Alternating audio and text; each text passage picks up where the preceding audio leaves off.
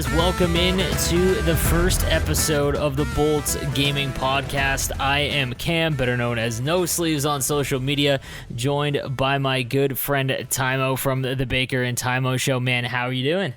I'm doing good as always. Man, I'm excited to talk about the new game. We finally got about a couple weeks now of NHL21. So today's episode, we're going to go over all of the modes and things that we've gotten to try. Obviously, Tymo, focusing on franchise mode, be a pro, things like that, whereas I am a Hut Lord, can't get enough of my Hockey Ultimate Team, so we'll kind of give all of our thoughts on the entire game and have a broad aspect of coverage for it. So we'll kick things off, man. Why don't we kick things off with your forte? So let's talk about franchise mode, kind of get that one out of the way early. What's your initial thoughts on it so far? I mean, franchise mode this year had some nice additions in terms of the trade deadline frenzy that they added. I think they could expand upon that even a little bit further and maybe even do a free agency frenzy. That would be really cool to see as well. But in terms of where franchise sits right now, I think it's in a good spot aside from obviously some of the game-breaking glitches that are kind of plaguing the mode right now. Hopefully, we saw a tweet from Clappy saying that there's going to be an update in November sometime to address a few of those issues that have been plaguing the mode so far. So I mean, aside from that though, I really do think that we're seeing one of the best franchise modes that we've seen since back in the day, talking about like 14. So no, absolutely. I really agree with that. Like, it's frustrating, obviously, for the franchise mode diehards right now with the issues that are going on with like defensemen specifically and some of the other game-breaking things that do need to be patched. But we did get word, like you said, that patch will be coming. But it's funny because everyone talks about like franchise mode just at launch that it had such a rough go, and it did. But when this is fixed, and it should be because it's a pretty big focus for them. Like, I've played MLB franchise mode, and that hasn't changed in years. Madden, which is always a good franchise mode, but that same thing hasn't been changed in so long that it's now just neglected to the point where it's like a meme, basically. So I do think that low-key somehow the NHL franchise mode made it to the top of sports gaming franchise mode, maybe NBA. No, I think it's in a good spot once we get these things fixed, and hopefully roster sharing at some point, because that is required, I think. Let's move on to the other mode, the other big one that got a lot of love this game, and that's Be a Pro. Man, you spend a lot of time in Be a Pro. Give me your thoughts on that. Yeah, I can't lie to you. I mean, it was certainly interesting, first time being behind the scenes with the Game Changers program and finding out all this information about the mode and just almost like frothing at the mouth thinking about playing it, you know what I mean? So it's exciting now seeing everyone. Like, I think the general feedback for the mode has been pretty great when it works properly. Obviously, it's another one of these offline modes that it took a really large step forward, but at the same time, due to some of the issues that are in the mode itself in terms of the coach's challenge system not working properly and the conversation systems maybe being a little bit wonky at times, I think that's kind of detracted a little bit from how much of a step forward this truly is for it. I've been a big advocate for this mode and all offline modes essentially just getting a little bit more of like a sense of narrative, and I think EA actually did it in a quite masterful way, really. And I'm just, maybe I've been expecting a little too little because we haven't seen very many changes in Be a Pro over the past few years. So maybe I'm easily wowed, but I think overall, people are pretty happy with it. And like I said, especially when it works well, I don't know what the validity of this mode is beyond, say, your first couple seasons, but, I think things might start getting a little repetitive at that point, but hopefully things like the salary perks and whatnot, will make the life of it a little bit longer, No, absolutely. And adding in the actual recognition of your accomplishments was a huge thing. I really like that aspect of it. And it's funny because just like franchise mode, I think that a lot of people, when obviously we got to try out the game early in the summertime as part of the Game Changer program, and a lot of people ask, like, so what is it like? Is it like Madden's Live the Life, or I can't remember what it's called in Madden, but where it's basically like a story and there's like a full-on cinematic cinematic experience for it, where you just play the career of someone like a movie almost. And I'm glad they didn't go that route, because again, like once you play through that once, then that's kind of it. Like there's kind of an end to it where it's no longer, interesting. And it isn't like NBA 2K's like my career, where again, same kind of situation. You're basically playing throughout a pre-designed career that's built for you. But a lot of people, I said, the way I compared it was where it's like Road to the Show. And again, MLB just has not done a lot to Road to the Show, but it's been a staple game mode for so long that, it's still good. It just hasn't been touched in quite some time in terms of improvements. And I think that if you stack up the Be a Pro mode in NHL, again, when you fix the problems that have arisen, like the full stamina problem where you don't get off the ice, that one is super concerning, because that definitely ruins the user experience. But it's much better, in my opinion, than Road to the Show in just like terms of how the game goes, because again, the cutscenes add a lot to it, and it's not so much that it takes away, and it's like guided to certain events, and it does really reward you for when you actually do in-game accomplishments. So I think they've made a lot of improvements for sure. It needed some, because that mode just has not been touched in, I think, like 5 years maybe. So it was definitely good to see that. Let's talk about some of the new features in the games. Have you been able to try any of the new deeks or use them a ton, or they've just kind of been lost in the wayside?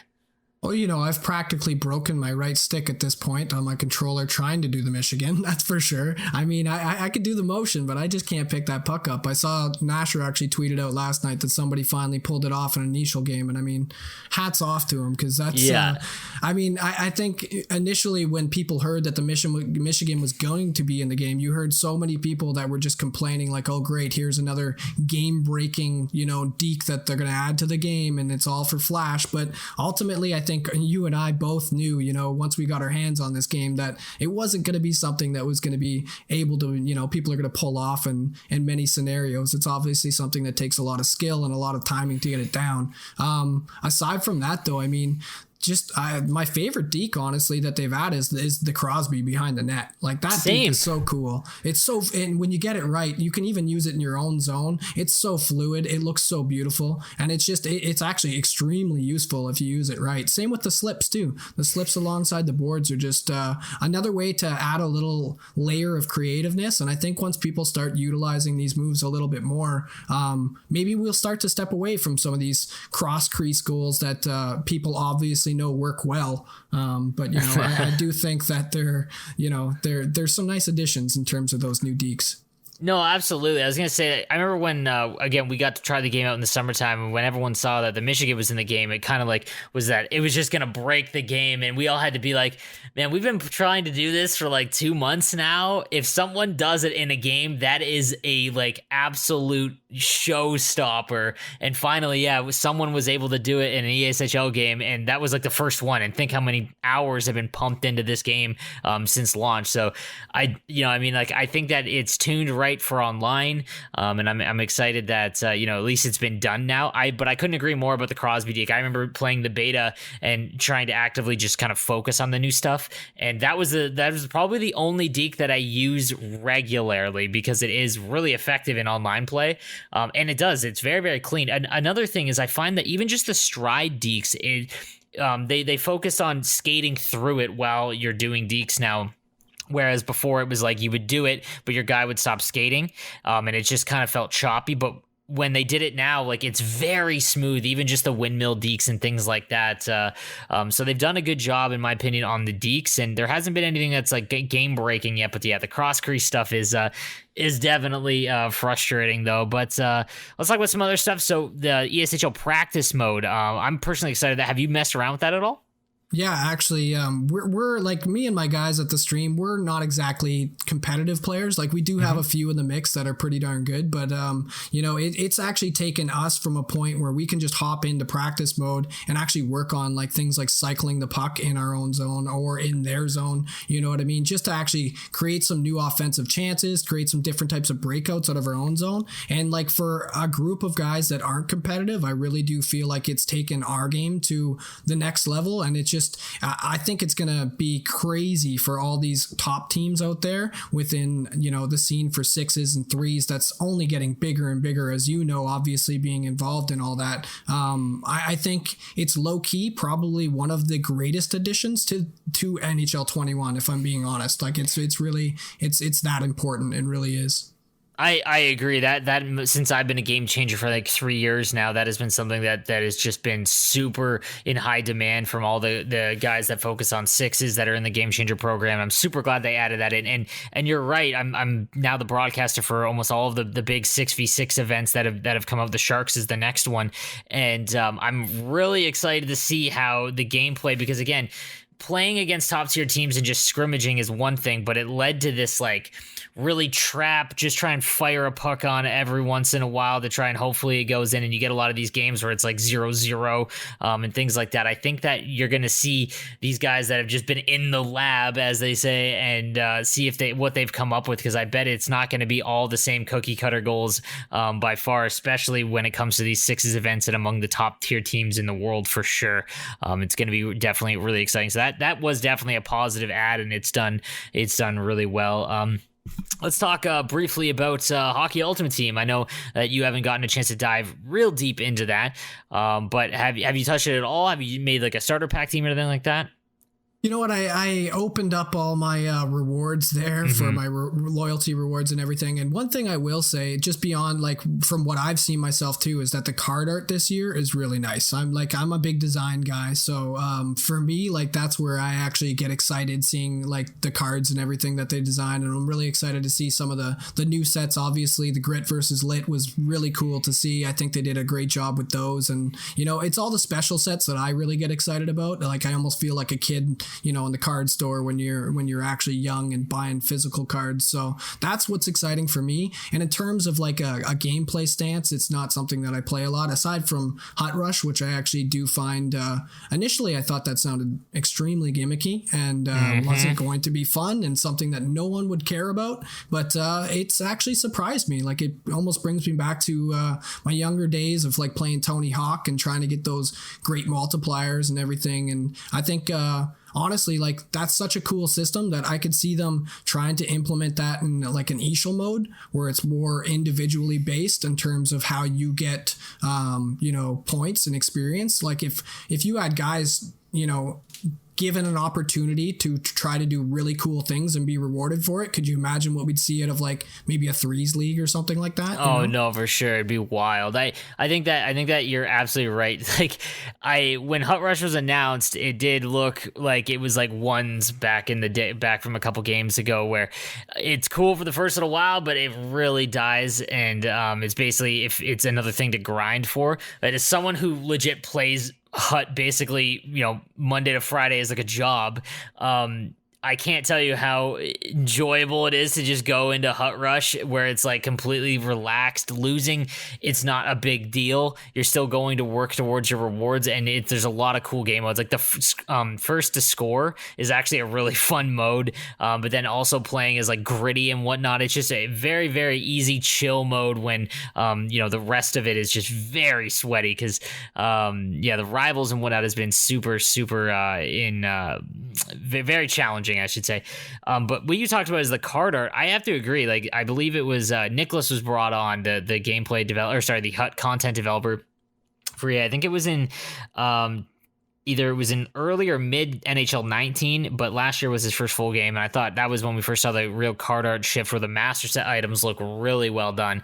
And I agree. I think that finally, like if you go back and look at NHL 14 and everyone talks about how like NHL 14 was like awesome and the best, dude, the card art, even in FIFA, like the card art is just so bland. Like it's just so basic. But now like in other than MLB, because obviously MLB has a leg up because they just have a deal with Topps or whatever, they get the real cards, which I think is always going to be the coolest thing no matter what.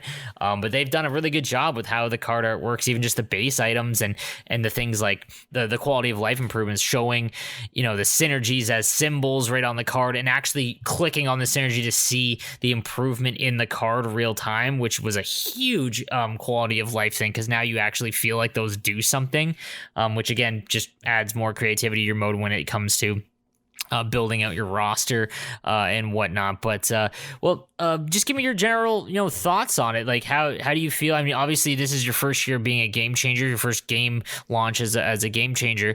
Are you enjoying this a lot more than 20? Is there things that you missed from 20 and that you wish were implemented? Like, give me your overall sense of the game right now. Yeah, I mean, like you said, it's my first time being involved in Game Changers, so it was exciting, obviously, getting a lot of the behind-the-scenes looks before the game dropped, and I really did. I kept telling people that I think they're going to be excited when this game drops, because I do think it's one of the most complete games that we've had in this generation, and as it should be. It is the last game of the generation, too, but ultimately, I'm happy with the game, especially once we do get some of these updates. I realize that, obviously, this was a really weird year for everyone, not only game developers with COVID and everything like that, even the hockey season in general. Like we talked about franchise mode, having its issues off the hop. And, that's not just because of the development team. That's due to the fact that we had, you look at free agency when it was happening, you know what I mean? Yeah, exactly. It's after launch. So yeah, so it's just a really weird year, but ultimately I think once they clean a few things up in the next month or two, I think honestly, we're looking at one of the best NHLs in a long time, and I'm happy with it. Even speaking about like cross crease passes and stuff, I think people need to adjust a little bit. I think you play man-to-man defense, you're going to be okay. Go back to basics, you know what I mean? So honestly, I'm really happy, and I'm only going to get happier once they do fix the few issues that are plaguing the modes that I like. So yeah. No, absolutely, man. I completely agree. I think that this is by far the most fun that I've had in an NHL game in the last like 5 years. I'm curious to see how it's going to work on next gen and what that's going to look like, and even just how the NHL season will impact it. Like obviously, the game launches usually a couple weeks before the NHL season. I'm curious to see, if the NHL season starts in January and they do a full one, runs to August or something like that. Is that going to change like their timeline? Is it going to be is October now our launch date for NHL? I think that something that's kind of forgotten about is with all sports games, their yearly releases, which is just crazy in itself for the life cycle of just people working. It's going to be wild to see, like, is October now just the launch month of NHL, or are they able to get back on track to September? Is it going to depend on when the NHL is actually finished and things like that? What do you think in terms of like the NHL's overall? I mean, I guess we can talk about this real quick. Obviously, this is the Bolts Game podcast. So, what was it like seeing your Bolts win another championship? I'm a little jealous, but what was that like?